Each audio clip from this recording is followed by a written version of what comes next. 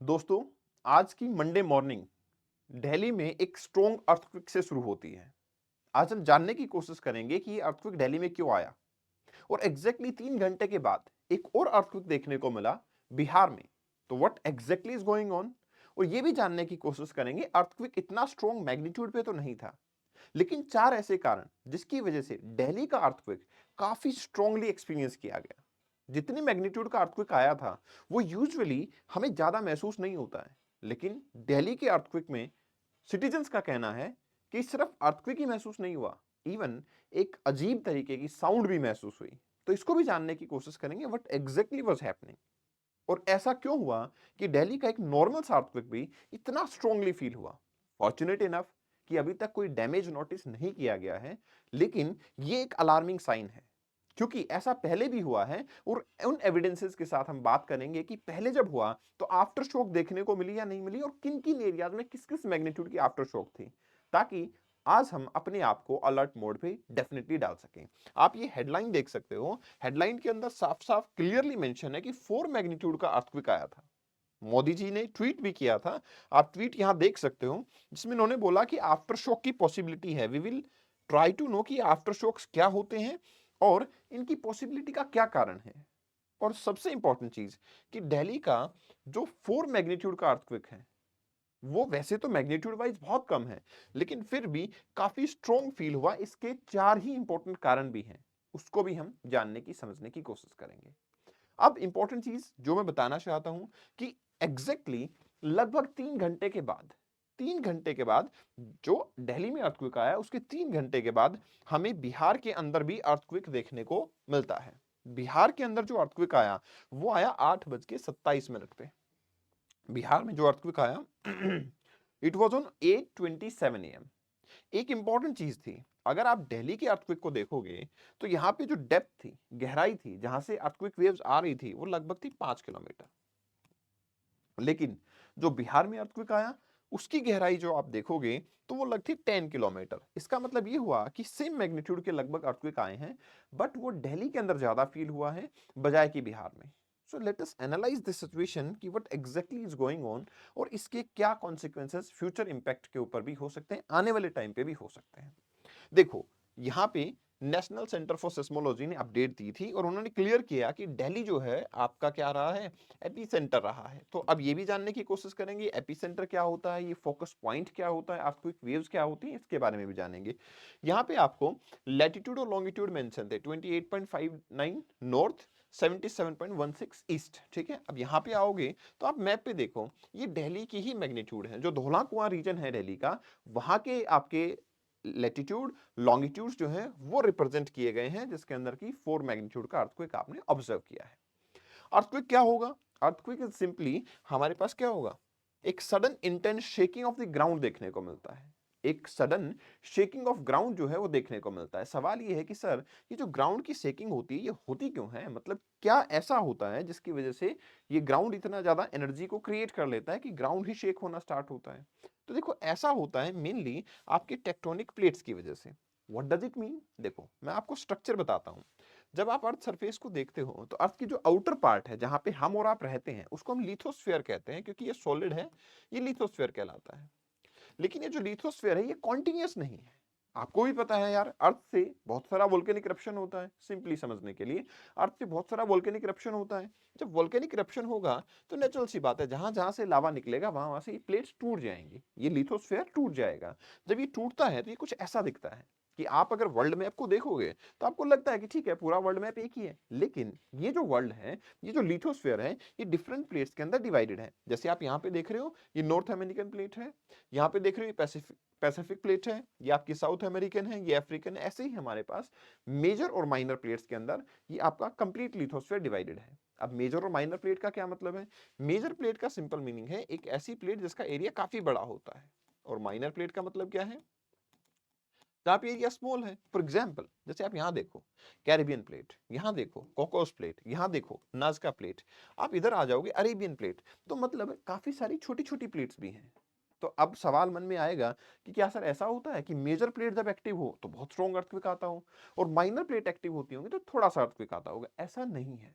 कई बार जैसे ये कोकोस प्लेट है, नाज़का प्लेट है, अगर ये भी इवन ये छोटी-सी जुआन डी फूका प्लेट है, ये भी काफ़ी स्ट्रॉन्ग अर्थक्वेक क्रिएट कर सकती है। क्योंकि हम कहने में इसको in comparison to these plate इसको छोटा मान रहे हैं, लेकिन जब एनर्जी एमिट होगी, तो वाइब्रेशंस तो होंगे। तो यहाँ रहने वाले एरिया में जो लोग हैं, उनको काफ़ी ज़्यादा सफरिंग देखने को मिलती है। तो ऐसा नहीं है कि माइनर प्लेट जब एक्टिव होती हैं, तो अर्थक्वेक कोई थोड़ा बहुत आता है और वैसे स्ट्रॉन्ग आता है, ऐसा नहीं है। जब भी प्लेट एक्टिव होगी, प्रोबेबिलिटी हाई है कि अर्थक्वेक कैसा भी आ सकता है। हाँ, एक चीज़ ज़रूर है कि अलग-अलग सिस्मिक ज़ोन्स के अंदर हम किसी एरिया को डिवाइड कर सकते हैं। मैं आपको बताऊँगा इंडिया को भी अलग-अलग सिस्मिक ज़ोन में डिवाइड किया गया है, कितना डेंजर है किस एरिया पे उसके बेसिस पे।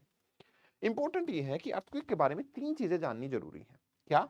एक तो फोकस, एक एपिसेंटर और एक सिस्मिक वेव्स, क्योंकि आज की हमारी जो स्टडी है जिसमें मैं बता रहा हूँ कि 4 मैग्नीट्यूड का अर्थक्वेक आया, लेकिन इतना स्ट्रांगली फील हुआ, ये इन 3 टर्म्स के समझने के बाद आपको काफ़ी ढंग से समझ आएगा। देखो क्या हो रहा है।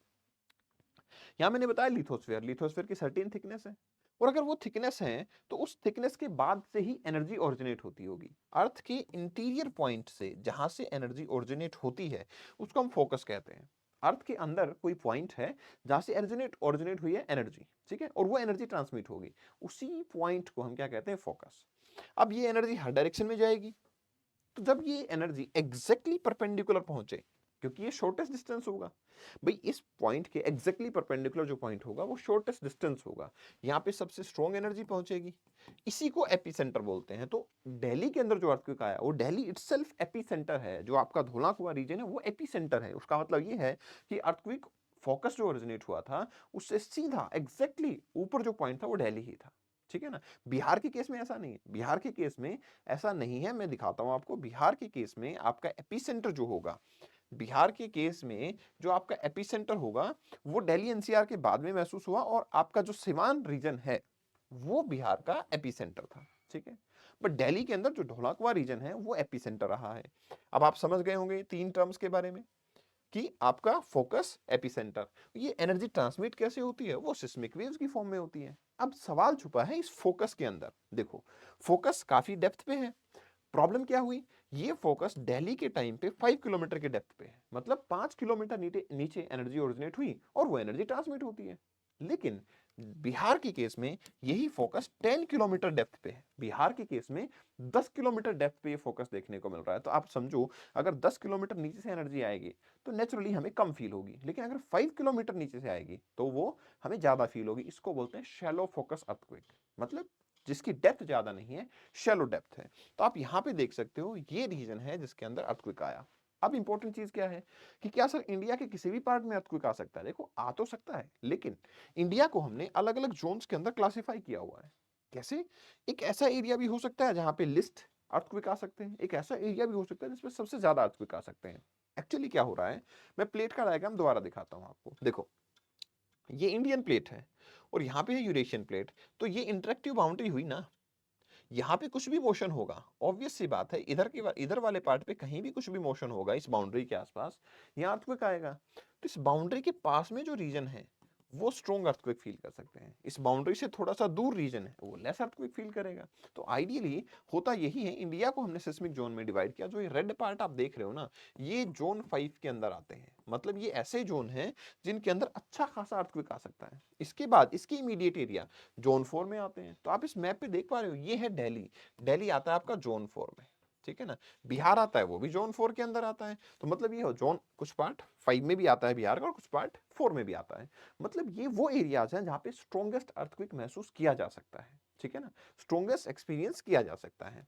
अब दिल्ली के अंदर 4 मैग्नीट्यूड का अर्थक्वेक आया, पर इतना ज्यादा स्ट्रॉन्ग फील क्यों हुआ? पहली चीज आपको पता लग गया, शैलो डेप्थ थी, कि सिर्फ 5 किलोमीटर डेप्थ पे ही इसका फोकस देखने को मिल रहा है। अब इतना अगर डेप्थ पे फोकस होगा तो ज्यादा ही एनर्जी ट्रांसफर हो जाएगी, शैलो डेप्थ है। दूसरा, डिस्टेंस फ्रॉम एपीसेंटर, भाई दिल्ली जो है वो खुद ही एपीसेंटर है।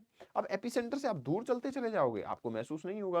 तो दिल्ली के बजाय गुरुग्राम में कंपैरेटिवली कम हुआ, और आप और दूर चले जाओगे और कम महसूस होगा आपको। सो डिस्टेंस एपिसेंटर से कितना है? अब एपिसेंटर तो दिल्ली ही था, तो डिस्टेंस तो कुछ है ही नहीं। दूसरी चीज, सिटी एरिया है, मतलब डेंस पॉपुलेशन है, डेंस स्ट्रक्चर बने हुए हैं, तो आपकी एनर्जी ट्रांसमिट होगी, स्ट्रक्चर बहुत डेंस है, तो इमीडिएट एनर्जी ट्रांसफर हो रही है ना। इमीडिएट एनर्जी ट्रांसफर हो रही है। और इतना ही नहीं, यहाँ पे हाई राइज बिल्डिंग्स भी हैं। आप एक चीज देखो, जब हमारा कोई भी एक शीट है, ठीक है ना, वो शीट अगर छोटी सी है, आप उसको ऐसे रखोगे वाइब्रेट नहीं होगी। अगर वो शीट काफी लंबी है तो थोड़ी सी एनर्जी देती है, वो बहुत ज्यादा वाइब्रेट होती है, फ्लक्चुएशंस उसके अंदर बहुत ज्यादा होते हैं। तो यहाँ भी ऐसा ही है, हाई राइज बिल्डिंग्स के ऊपर ज्यादा अर्थक्वेक के इंपैक्ट महसूस किए जा सकते हैं। ये कारण है जिसकी वजह से दिल्ली के अंदर 4 मैग्नीट्यूड का अर्थक्वेक होने के बावजूद भी काफी ज्यादा हाईली एक्सपीरियंस किया गया। अब साउंड क्यों सुनाई दिए? क्योंकि जो एनर्जी पास होती है, साउंड तो क्रिएट करेगी, पार्टिकल हिलेंगे, और वो सिर्फ 5 किलोमीटर डेप्थ से ही पास आउट हुई है, इसलिए वो साउंड हमें सुनाई दे रहे थे। कुछ लोगों का कहना है हमें तो लगा कि कोई हैवी ट्रक बहुत सारा कुछ माल लेके जा रहा होगा, इसलिए ऐसी साउंड आ रही है। बट नेचुरली वो साउंड कहां से आ रही है? 5 किलोमीटर डेप्थ ऑफ अर्थक्वेक से आपकी ये साउंड नजर आती है।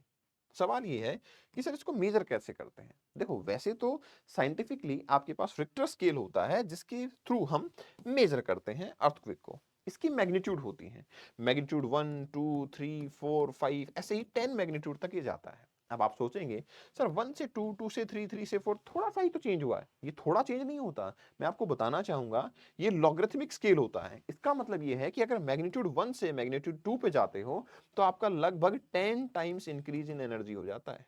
ठीक है, लगभग 10 टाइम्स इंक्रीज इन एनर्जी देखने को मिलता है। तो मैग्नीट्यूड 3 से 4 जाना, it not 1 unit, it's about 10 times more energy. So this is the situation. इसलिए 4 मैग्नीट्यूड है, हालांकि 4 मैग्नीट्यूड को हम एक मॉडरेट सिचुएशन में रखते हैं, लेकिन फिर भी 4 मैग्नीट्यूड काफी ज्यादा स्ट्रॉन्ग महसूस हुआ क्योंकि डेप्थ कम थी। अब यहां देखो, अब एक और चीज इंपॉर्टेंट है। देखो, अर्थक्वेक आपका आया था, ठीक है, और हमें ये खतरा है अब कि सर आफ्टर शॉक भी आ सकते हैं। अब आफ्टर शॉक का मतलब क्या होता है? देखो, आफ्टर शॉक का मतलब होता है कि जब एक बार वाइब्रेशन हुआ, ठीक है, प्लेट्स हिली, तो अब अपने आप को हो सकता है वो वापस से एडजस्ट करें। पहले तो ये होता है कि जो मैग्नीट्यूड, जैसे 4 मैग्नीट्यूड का अर्थक्वेक आया है, जब आफ्टर शॉक आएंगे ना, वो कम मैग्नीट्यूड के ही आएंगे। ऐसा माना जा रहा है कि अगर आए भी तो 1.2 मैग्नीट्यूड लेस आएंगे। जैसे मैं आपको एक एक्सपीरियंस बताता हूँ। 3.5 मैग्नीट्यूड का अर्थक्वेक आया था 12 अप्रैल 2020 को, ठीक है, कहां पे? दिल्ली में, ठीक है। 3.4 मैग्नीट्यूड आपका 10th ऑफ मई 2020 को फिर से महसूस हुआ, ठीक है, नॉर्थ ईस्ट दिल्ली में।